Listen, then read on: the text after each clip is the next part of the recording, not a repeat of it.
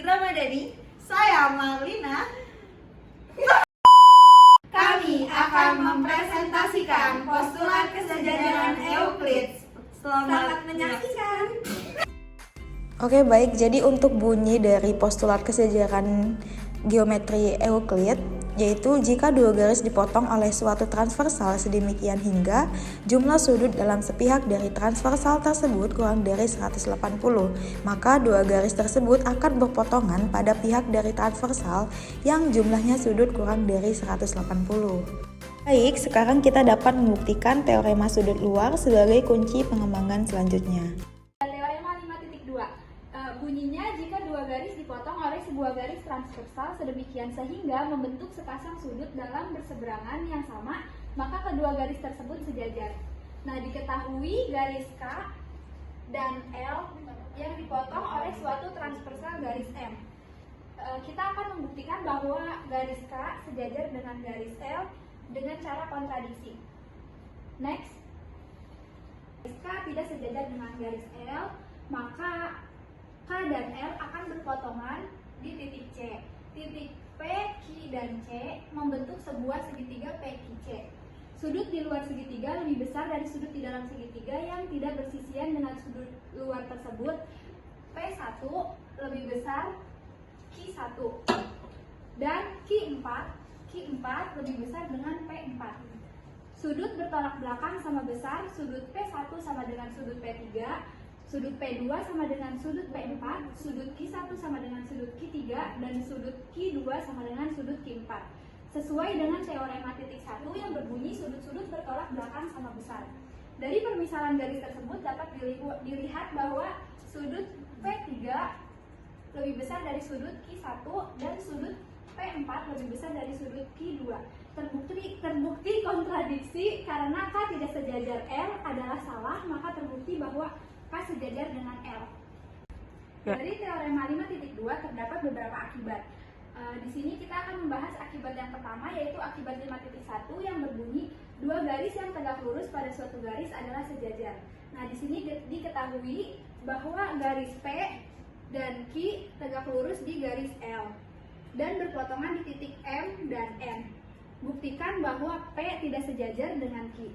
Nah, kita andaikan bahwa P ini sejajar dengan Q, maka akan berpotongan di titik S.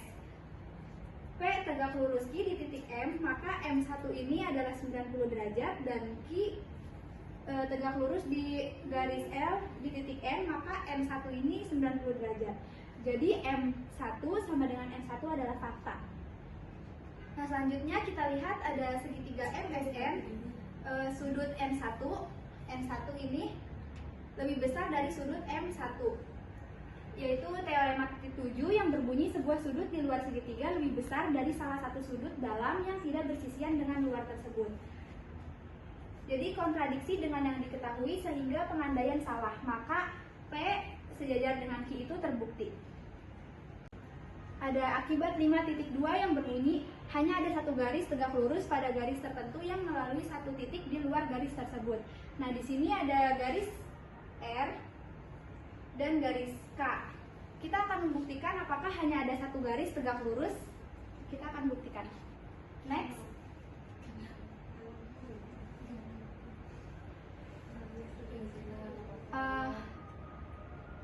Kita konstruksikan garis R dan titik A di luar garis. Kemudian andaikan ada dua garis tegak lurus garis R melalui titik A. Kita konstruksikan garis K. Garis K melalui titik A memotong tegak lurus garis R di titik B. Next. Kemudian kita konstruksikan garis L melalui titik A. Garis L melalui titik A memotong tegak lurus garis R di titik B aksen. Garis K dan garis L berpotongan di titik A sesuai dengan langkah 3 dan 4 dan akibat 5.1, yaitu dua garis yang tegak lurus pada garis yang sama adalah sejajar. Jadi pengandaian ini salah. Seharusnya hanya ada satu garis, yaitu garis K yang memotong tegak lurus garis R melalui titik A. Jadi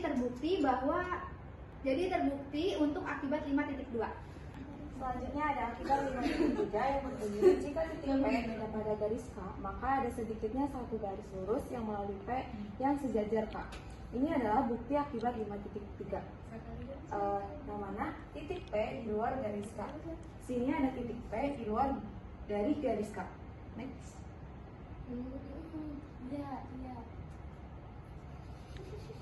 Nah, kemudian konstruksi garis yang melalui titik P dan tegak lurus garis K di titik Q. Ini garisnya. Kemudian ada satu garis M tegak lurus garis PQ melalui P. Ini garisnya. Kemudian sesuai dengan teorema dasar 4 yang berbunyi adanya satu garis tegak lurus pada suatu garis melalui satu titik pada garis tersebut. Kemudian garis M sejajar dengan garis K.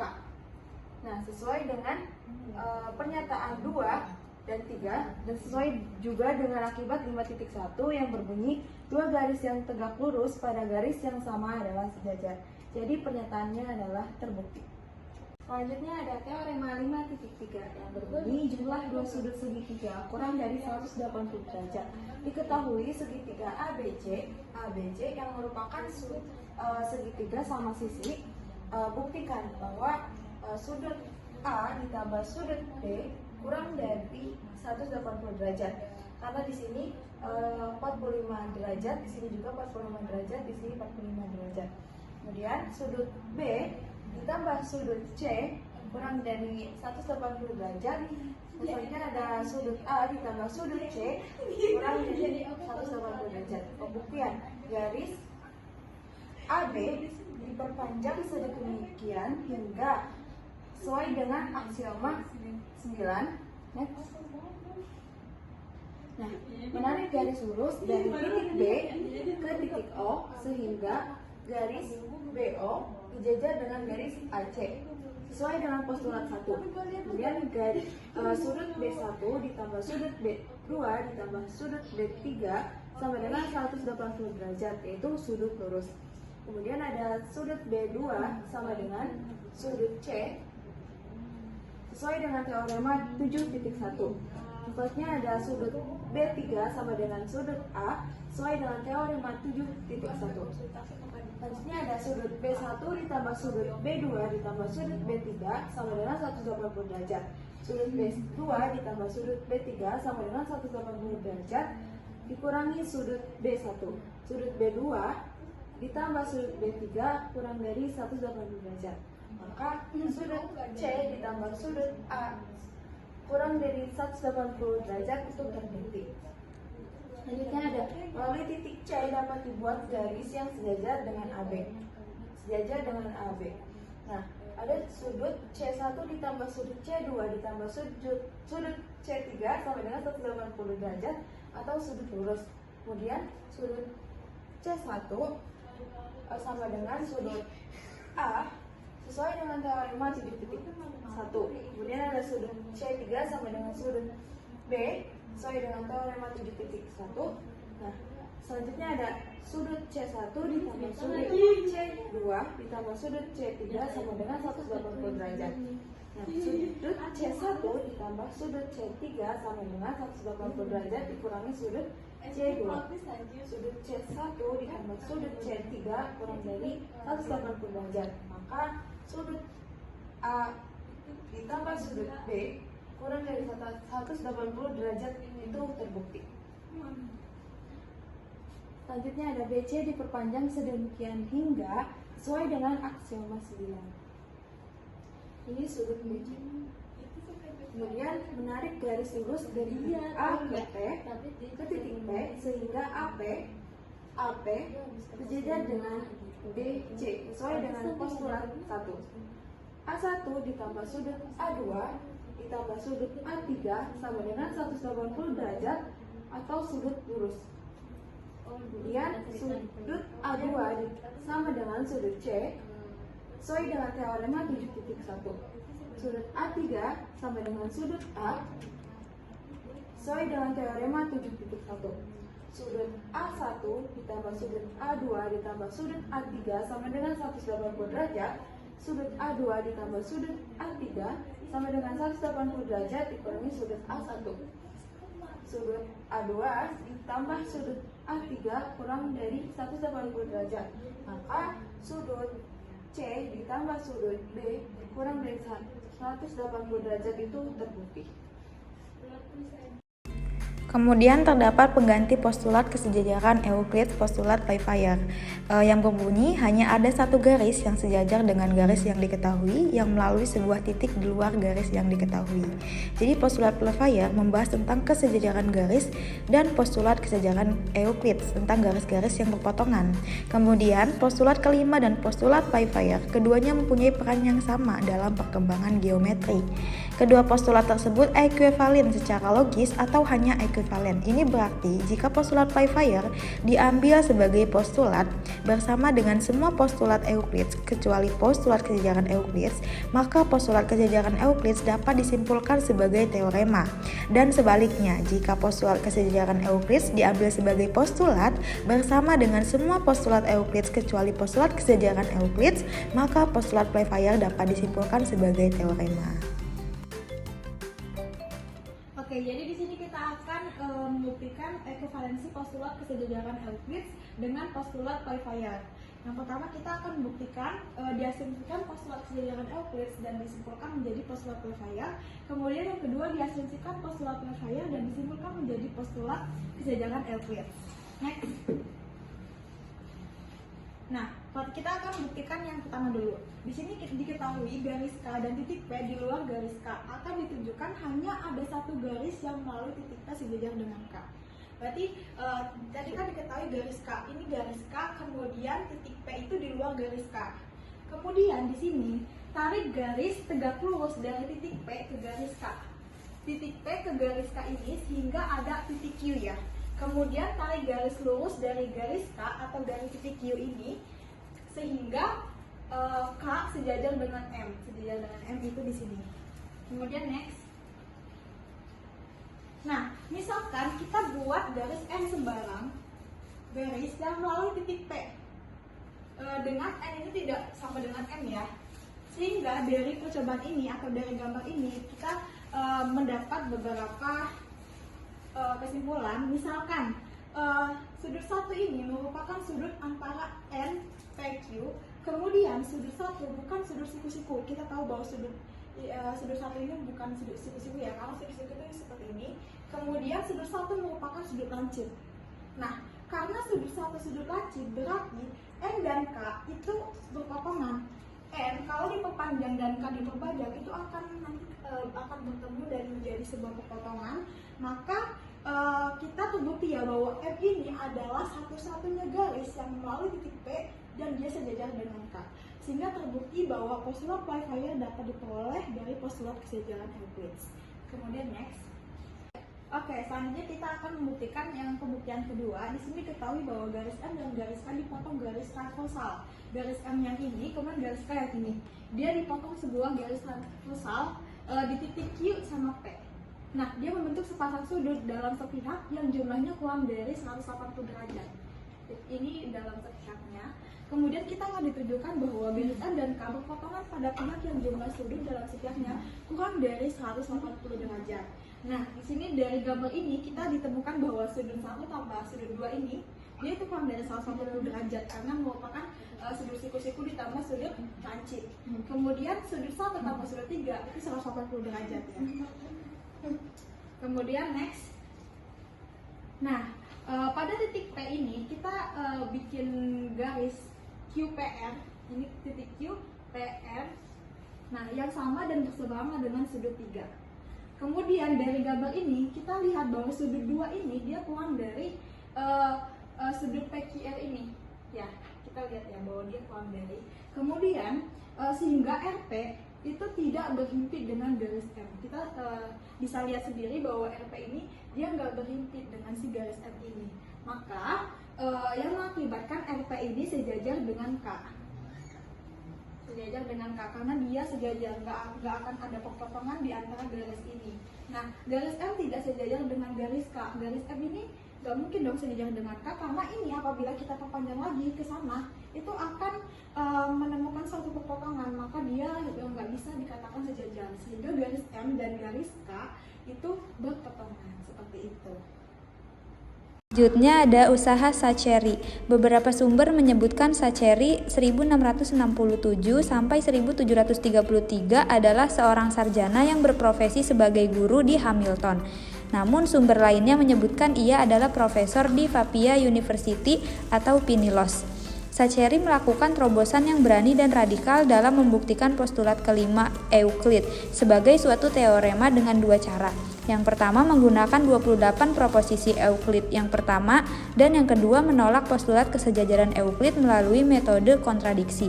Saccheri menyatakan ulang postulat kelima Euclid dengan pernyataan jumlah sudut-sudut dari suatu segitiga adalah 2 kali sudut siku-siku. Oke, baik, selanjutnya kita akan pengujian Saccheri dimulai dengan mempelajari suatu segi empat yang punya dua sisi dan tegak lurus pada sisi ketiga. Jadi definisinya segi 4 ABCD disebut segi 4 Saccheri jika sudut P, sudut B sama dengan sudut C sama dengan 90 derajat. Di sini sudut P sama dengan sudut C, yaitu sudutnya 90 derajat. Nah, Saccheri ini mampu membuktikan sudut A sama dengan sudut D. Dan selanjutnya mempertimbangkan 3 kemungkinan mengenai sudut A dan sudut D. Yang pertama, hipotesis sudut siku-siku bahwa sudut A sama dengan sudut D sama dengan 90 derajat. Kemudian yang kedua, hipotesis sudut tumpul bahwa sudut A sama dengan sudut D lebih besar dari 90 derajat. Kemudian yang ketiga, hipotesis sudut lancip itu sudut A sama dengan sudut D kurang dari 90 derajat. Next.